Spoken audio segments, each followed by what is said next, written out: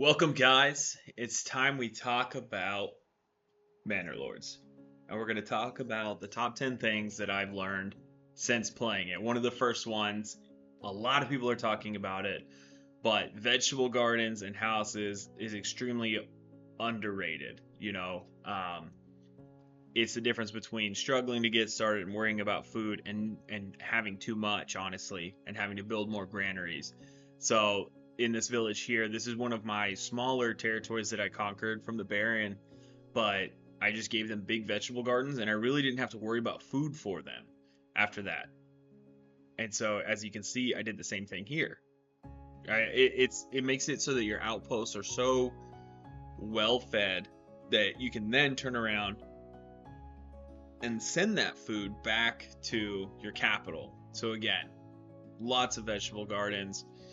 And so I'm using these farm fields now. The only thing that we're growing there in these farms is the barley, because I'm able to send the barley to another one of my outposts or to my capital, either one that you choose, and they just focus on brewing beer, and that helps solve the tavern supply issues. And I know there's a way that you can like pause production and things like that and kind of get around it, but I'm trying not to jump the game too much.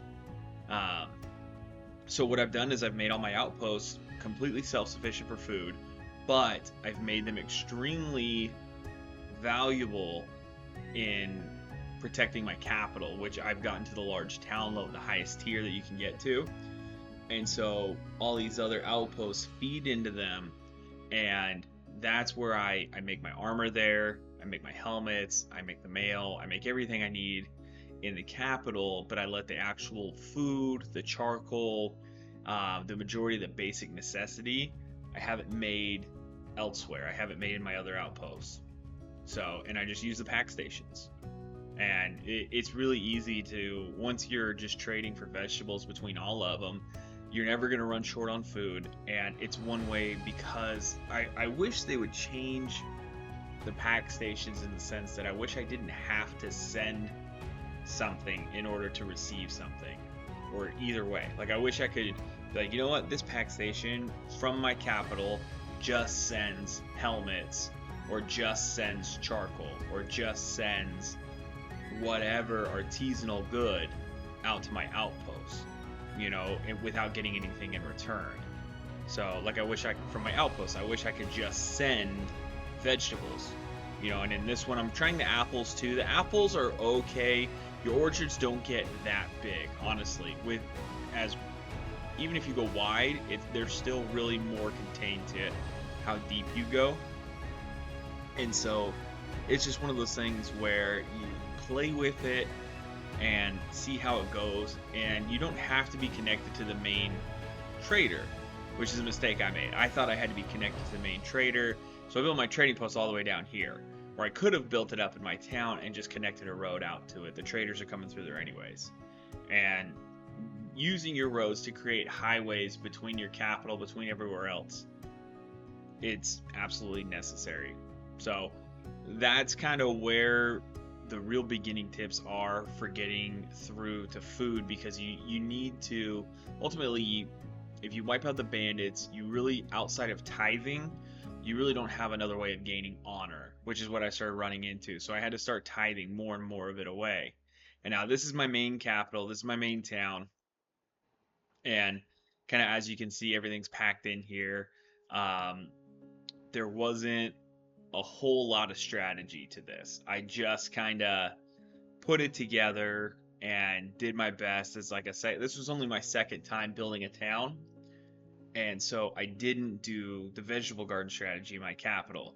What I did though was I made sure everything was super close to the market so that I was able to get my plots upgraded as fast as possible. And that is what helped me get to such a large town so quickly, so that I'm actually able to field about, I think, 7 or 8 units of well-armored spear militia, light militia, and archers to fight the Baron's mercenaries. I haven't bought mercenaries any of the times, and I think I have them down to only one last territory. So, but yeah, just use your outposts to make things and send them to your capital. With this outpost, they make helmets. I have one blacksmith or one armor maker who all he does is make helmets, and they go to the capital. The other thing that this outpost does is it makes charcoal. So some of the other outposts send their firewood to this one. I have it turned into charcoal here, and then I send it right back out on the pack stations. And it just makes life easier. It keeps that balance of kind of showing. I'm losing the word for it right now, but it's just about balancing and making sure that everyone is supplying each other. It's a symbiotic relationship. That's the word I was looking for. It's a symbiotic relationship between all of your towns. And you'll get to the point where you don't have to have everything perfect, and one town doesn't have to do everything for everyone.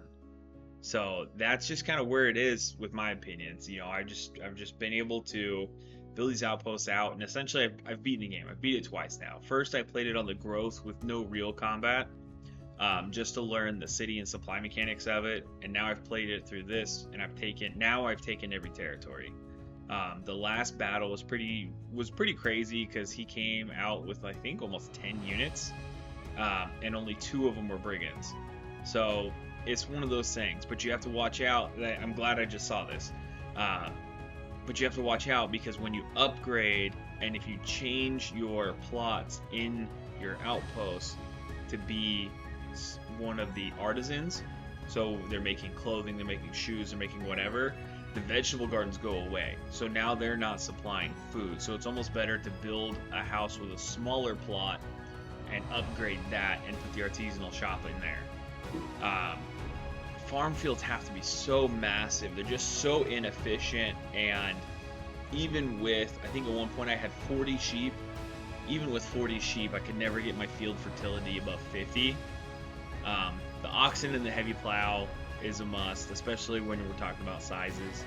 But the farming really isn't worth it, except to be able to brew your own beer with your own barley and not have to pay to import it. Even with the bread, the grain for the bread, it just doesn't make sense. Like this big farm field, it's telling me that there's 1,576 yield, but then I only get like 30 out of it. So not quite sure. I've posted in the Discord asking about it, but I just haven't heard anything back yet or seen anything. So yeah, but yeah, I mean that's it so far. So yeah, still got 1 territory left to take, and yeah, it's just working out, guys. Thanks again for checking it out, and we appreciate you.